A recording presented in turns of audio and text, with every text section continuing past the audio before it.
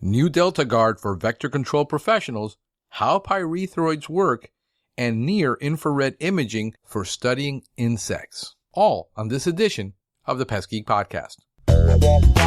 Pull out your hose and grab your can. We're about to integrate another Pest Geek Podcast. Hi, everybody. Frank Hernandez here, and welcome to the Pest Geek Podcast, bringing you the latest information on pests, products, and politics from today's leading industry sources to help you start, manage, and grow your pest control business.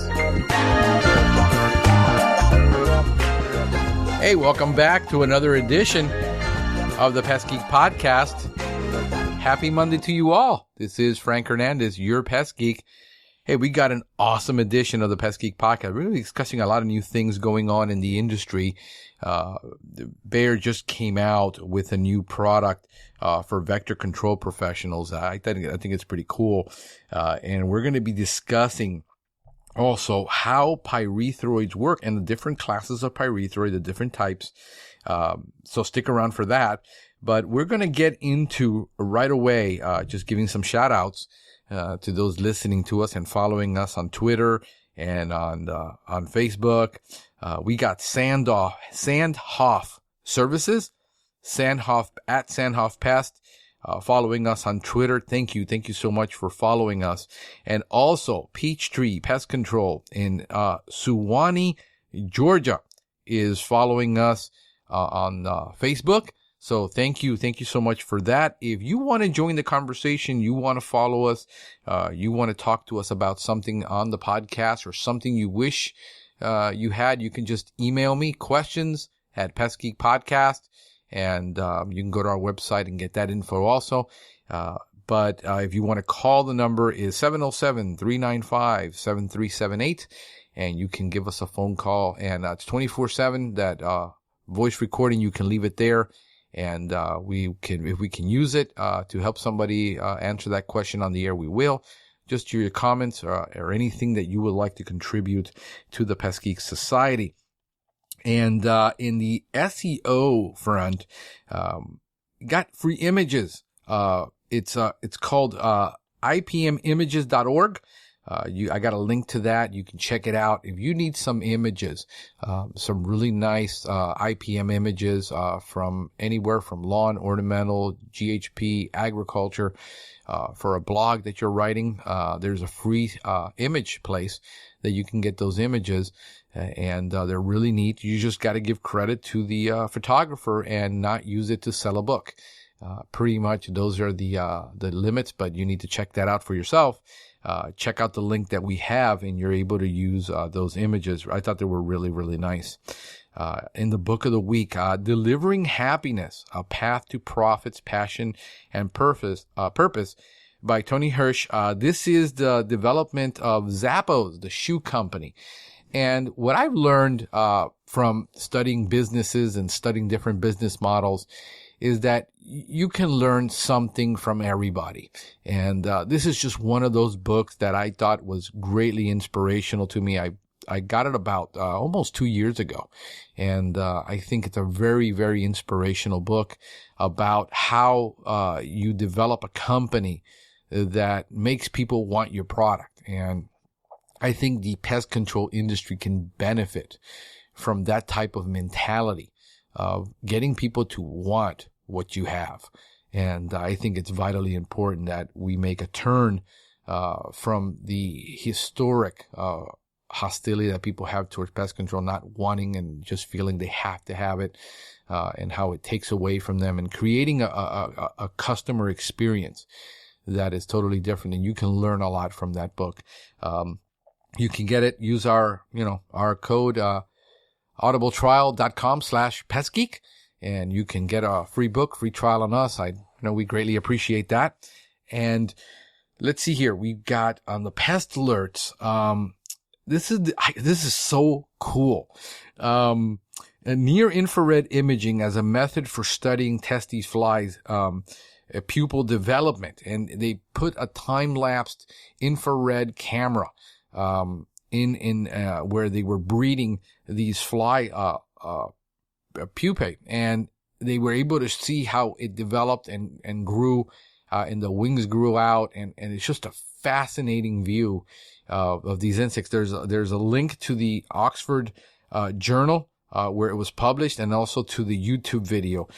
You can check it out on our site. The YouTube video is going to be there. So I think it's just so cool to see that, to see a larvae, how it actually develops over time-lapse photography. I thought it was just fascinating.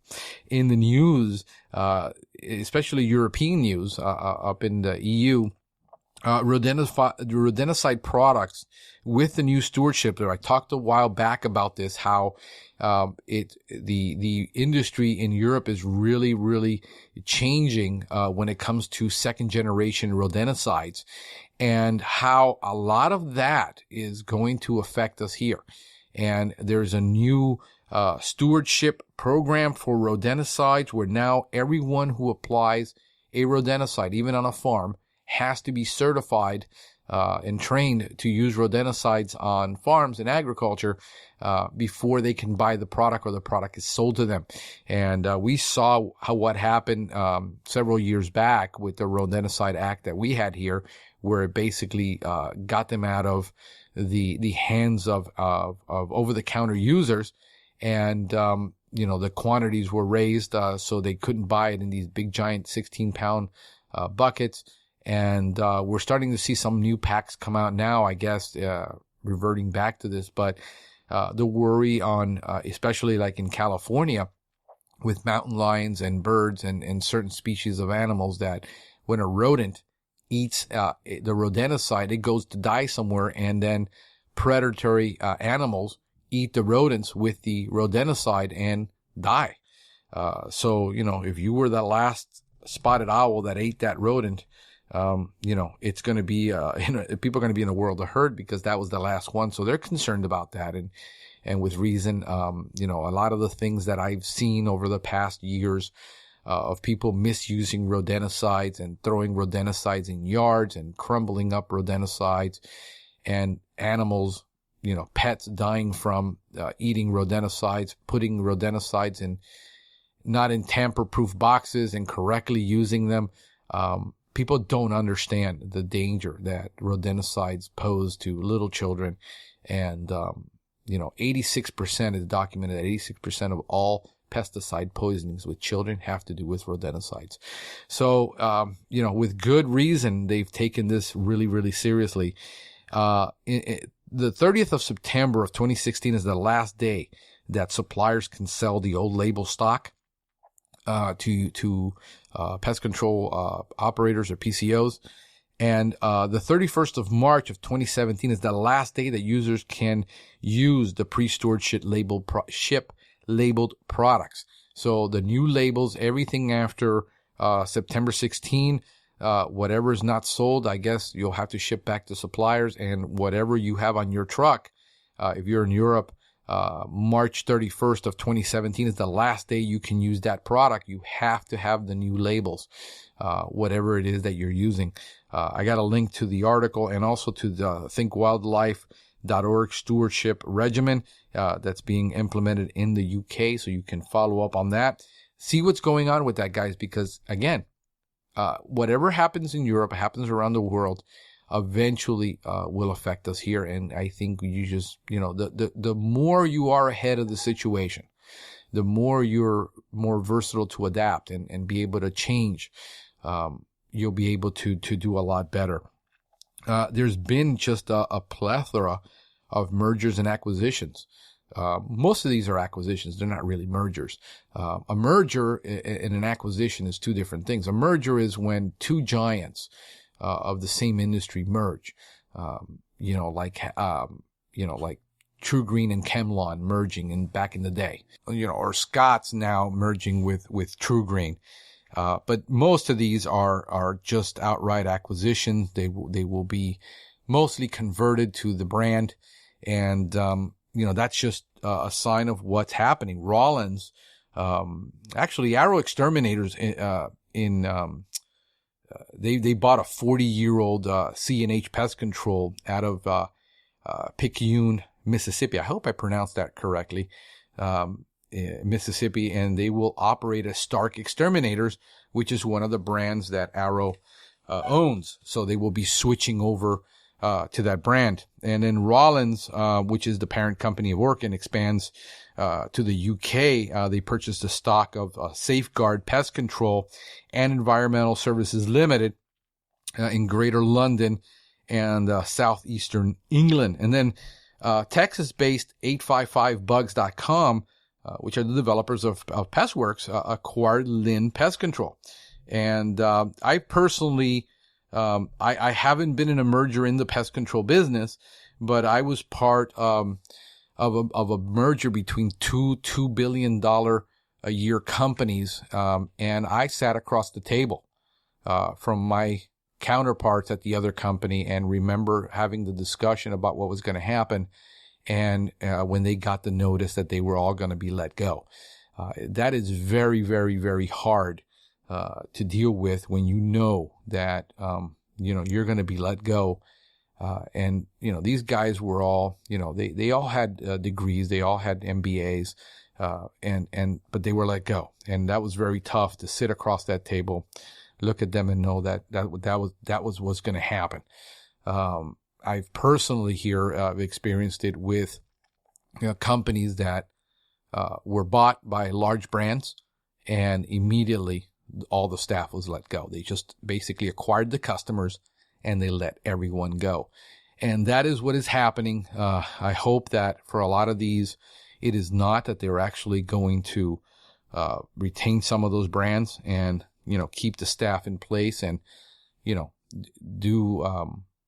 the overlapping of territories and vehicles and what I've seen them do is just basically down here in South Florida when they acquire these companies, basically just get rid of everybody and add more stops to the trucks, the existing trucks. They might keep one or two, 20%, 30%, but it's detrimental right now in this type of economy, especially down here when that happens. When you get absorbed by a large brand and then it just, you're without a job the next day. And it'll take you right now, if you're a tech down here in Florida, it will take you more than a year to find a spot. There are no jobs. The market is stagnant. The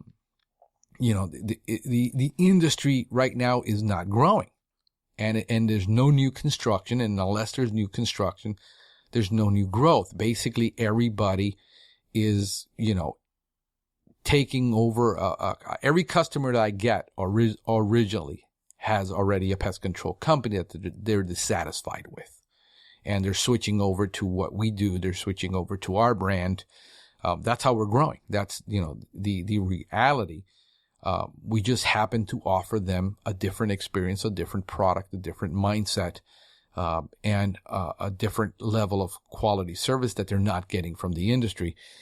But that's how we're growing. And I've brought over one of those people that were displaced to be our new chief operations officer in the field, and train the techs and run operations in the field. But you have to really much adapt and change, or else you're just basically offering the same thing that everybody's offering. And the last company that was absorbed was the owners had owned it for about 30 years, and one of the owners was severely sick, and they basically just sold the company, and that was the end of it. But on a lighter side, there is a couple of events going on, seminars, and mostly in Southern California, Sacramento. There's one, Fresno. There's one coming up, and Concord. It is the Zika and mosquito control courses being brought on by Univar and Zoecon.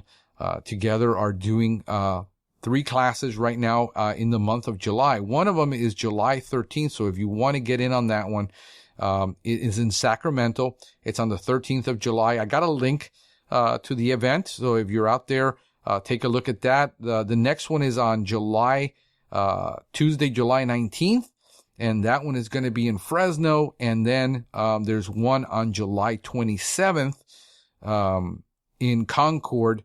And there's links to all these events, so you can register for them. Give them a call. The phone numbers will be on our website. The addresses, locations, and times are all there.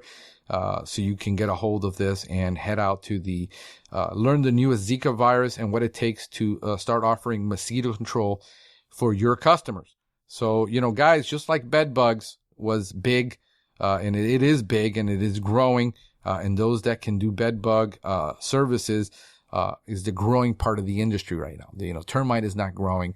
A lot of stuff isn't growing, but the bed bug businesses, and now with the new Zika scare, a lot of people are starting to take mosquito control a little bit more seriously. We've got an event going on July the 14th, a couple of days from now. We will be in Homestead, Florida, at the Extension Service. We've partnered with a couple of manufacturers and distributors, and we will be putting on a monthly event. This one's going to be on July 14th from 9 a.m. till 11. We've got breakfast and prizes.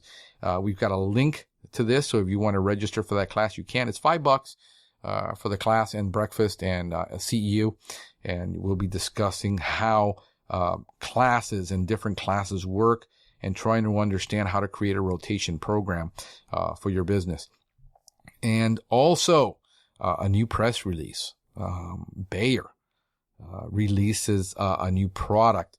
This was release date from Bayer Research in Triangle Park, North Carolina, June 22nd of 2015.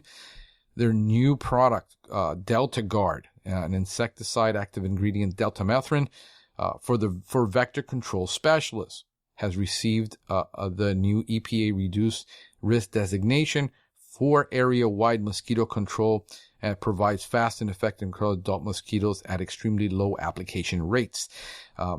This is for vector control specialists. This is not for mosquito control technicians. There's a big difference. Vector control has to do with, citywide mosquito control, and you have to be, you work with mosquito control, and here in Florida, you have to have a designation, and then you're hired to go out communities and do this. Basically, it's a very ultra low volume misting, which is totally different than mosquito misting sprays and mosquito barrier sprays. But this new product, I was looking at I've got the sheet, the sales sheet and the information. Man, compared to a lot of the products they're using now, they're still using like permethrin and malathion and other products like that for vector control. This is a very, very low dosage that you need to provide longer control for those in the vector area. And it's pretty exciting to see that they've used an old product that's already been registered and got a new product out of it, and been able to apply it in a way where it's very, very low as far as what you need to get mosquito control. And what it is, and it takes us the opportunity to discuss the difference between, pyrethroids. And most people just think of pyrethrum and pyrethroids, but there's actually two different types of pyrethroids, registered in the United States, for the control of many insects, including mosquito. And this one is DeltaGard is a type 2 pyrethroid. There is a type 1 pyrethroid, which is mostly what you get in permethrin and those type of products that they're first generation. Think of it as first generation, second generation. They've made improvements to it. Most of it is in the chemistry. The chemistry is very complicated for a lot of these products, but I thought we'd take a minute and try to get our hands around this, because inevitably I talk to, like I said, a lot of pest control people and I interview a lot of people, and most people have no idea how the products they use actually work to control. They don't understand a lot of it, even following label directions, the risks involved in a lot of the products, and the health risks, and especially in handling and mixing of the products. And that's, I think, where the greatest risk is, where you're not using your PPA to handle and mix product. And I think it's very, very important to wear gloves, use PPE, respirators, and things like that, especially when you're mixing products and you're touching the concentrated product. That's where really most of the problems occur. not in the actual application of a really low dose product. So, what is and how does it work? Pyrethroids, and I've done a class. If you go back to in the podcast, we did one on modes of action, explaining how different modes of action, rotating the mode of action, not rotating the active ingredient, is what's going to give you prevention of resistance and getting the product to fail. It's the overuse of a single product that we all know causes resistance, but if it causes resistance in that whole class of insecticide, then you might have a problem because it works one way unless they've added with newer products some different or modes of action. But in the case of pyrethroids, there's two types, the first generation and second generation. I mean, you go back to permethrin when it was first, it was the first photostable pyrethroid developed back in 1973, which can persist on plant cuticle and have a prolonged insecticidal action when you compare that to the more photoliable chemicals like pyrethrum.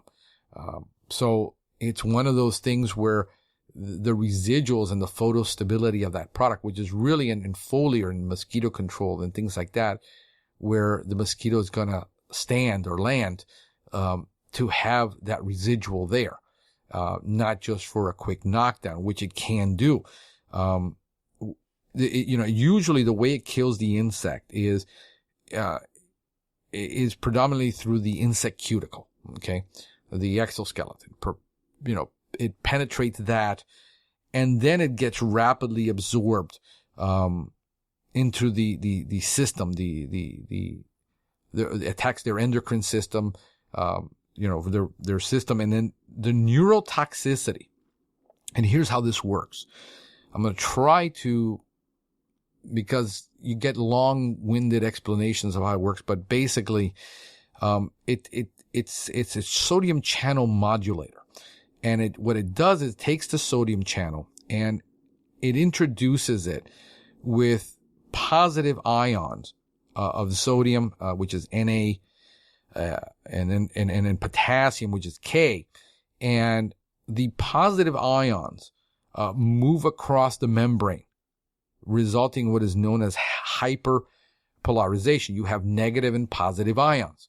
And by do that and creating what is known as hyperpolarization of the membrane or the neurons, they depolarize, or depolarization, conducting a block causing the death or the paralysis. So what they do is they can literally take negative ion charged particles of sodium and potassium and flood the system with a positively charged, which converts then, that it causes the system to flood itself with positively charged ions of sodium and potassium, causing the paralysis and then the death, which usually within seconds. I mean, that's how you get a knockdown really quick.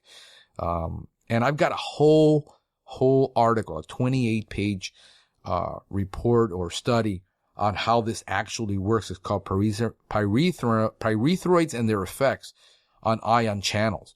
And so you can understand how this works. And one of the things that we always have to watch out for in the mixing and handling of these products, because they're modern, because they don't have a lot of the problems. But, we have a lot of things in our endocrine system that are sensitive, and chloride channels, and we have GABA receptors, and things that pyrethroids affect, especially in older people with, diabetes or, problems already in their endocrine system, handling, and applying pesticides incorrectly.